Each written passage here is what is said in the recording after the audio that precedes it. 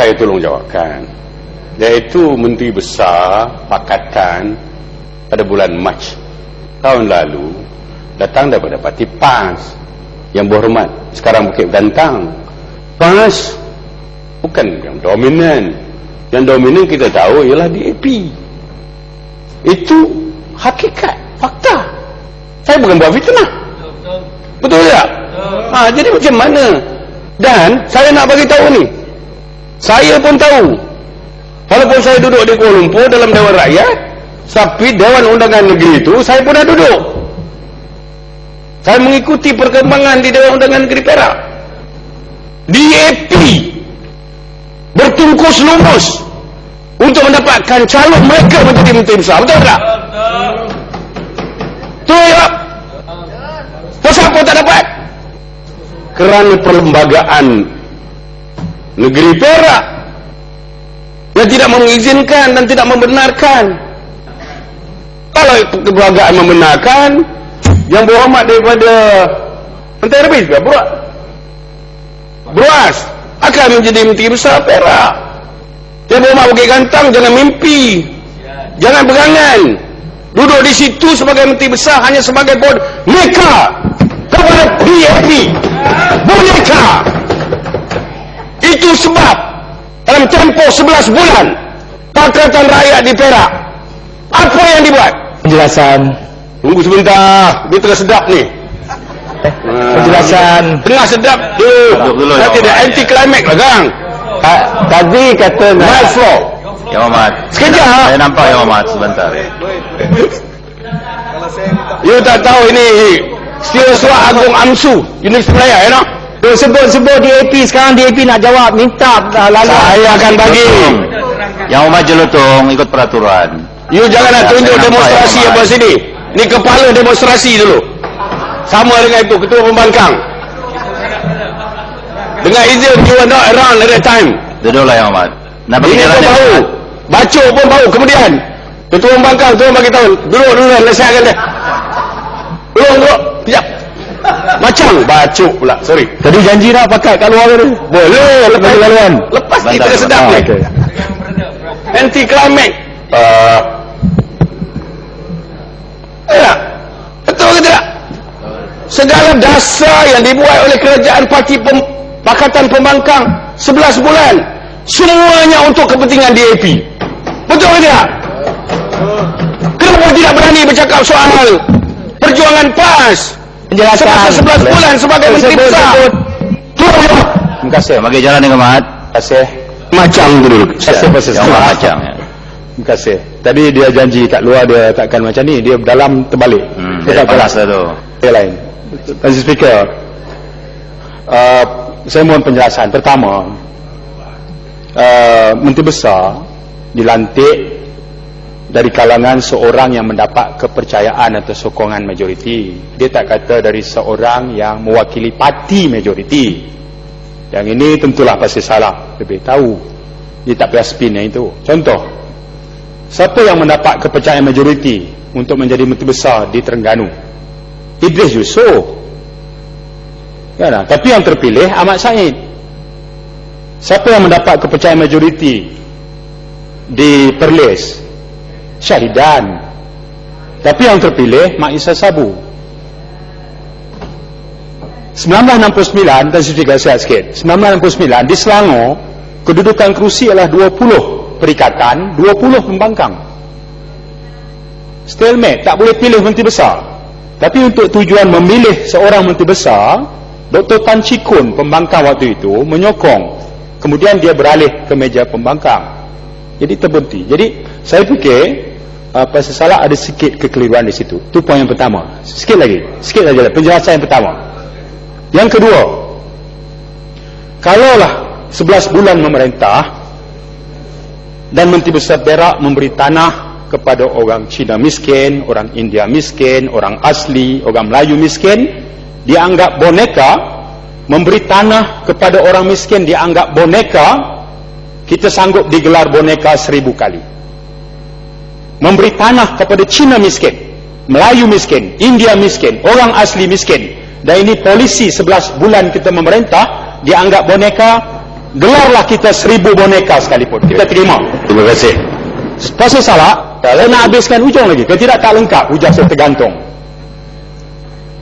Kalaulah amalan pemimpin UMNO memberi gunung kepada tauke judi di Genting dianggap amalan terpuji, selamat maju jaya. Kalaulah memberi sebuah bukit kepada tauke judi di Bukit Tinggi, dianggap kerja mulia dan terpuji, selamat maju jaya.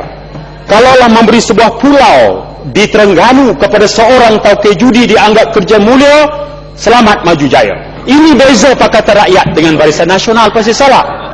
Bagi tanah orang miskin dengan bagi tanah dan bukit dan gunung kepada tauke kaya. Itu amalan UMNO Barisan Nasional. Itu yang membezakan kita pasti salah. Terima kasih. Saya turunkan sikit nada. Terima kasih atas peluang. Ya.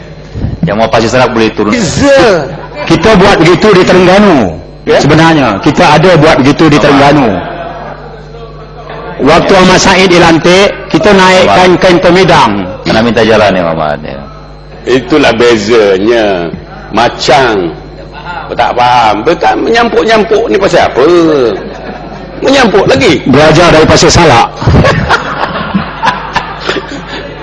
Menyampuk. Kita tengah bercakap, dia sampuk. Kita lebih orang tua daripada dia, menyampuk orang tua. Manalah ni. Yang Muhammad Matapoh tolong ajar sikit ni. Ni budak-budak ni. Betul tak?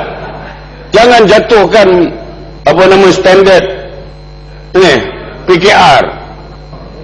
Itu parti pembangkang ini, ketua pembangkang Pau ni sahabat saya.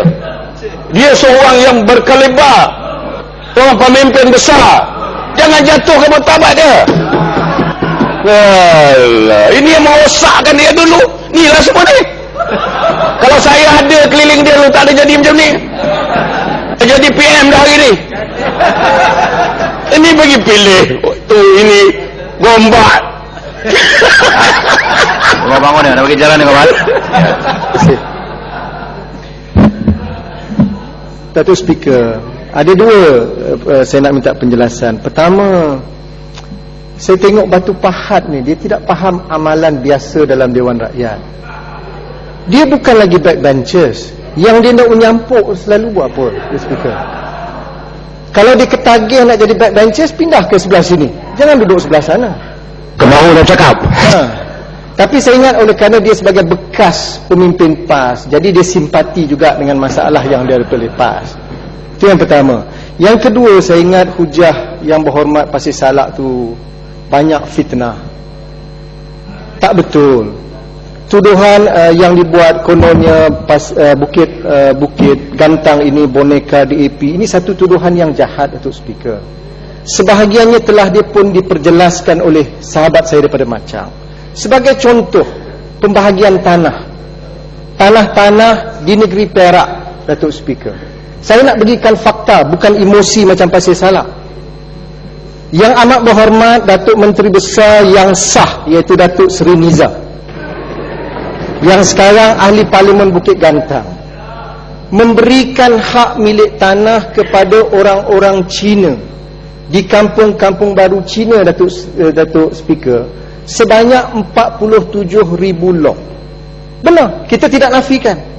Mereka dah duduk di kampung baru dah 2 generasi, 3 generasi. UMNO dan BN tak ambil tahu langsung masalah penduduk-penduduk di kampung baru. Jangan bersyarah pula. Benar tak? Ini jangan bersyarah pula. Belum. Saya nak bagi fakta. Kita bagi peluang tu guna elok-elok. Saya bagi fakta, bukan fitnah. Berbeza dengan Batu Pahat dan Pasir Salak. Yang kedua, yang amat berhormat Datuk Menteri Besar yang sah juga, dia tolong orang-orang Melayu susah di kampung-kampung tersusun negeri Perak. Sebanyak 107,000 lot diberikan hak milik. Tetapi masalahnya, Datuk Speaker, utusan Malaysia, TV3, Berita Hairan ini tidak melaporkan jumlah peruntukan hak milik kepada orang-orang Melayu. Dipadamkan sama sekali, ditonjolkan pemberian hak milik kepada orang Cina supaya orang Melayu marah. Ini memang kerja UMNO sebagai parti perkauman dalam negara kita. Itu yang pertama. Terima kasih banyak. Yang kedua, Kang. Yang kedua. Later.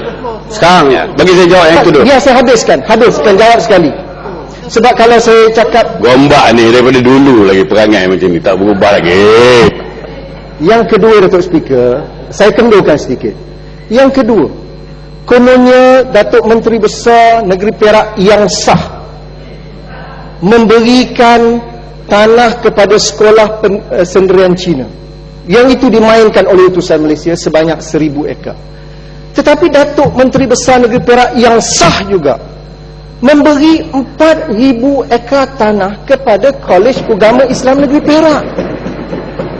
Siapa kata dia boneka Cina?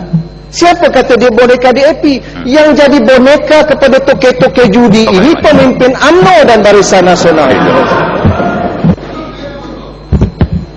Kau termelaka betul.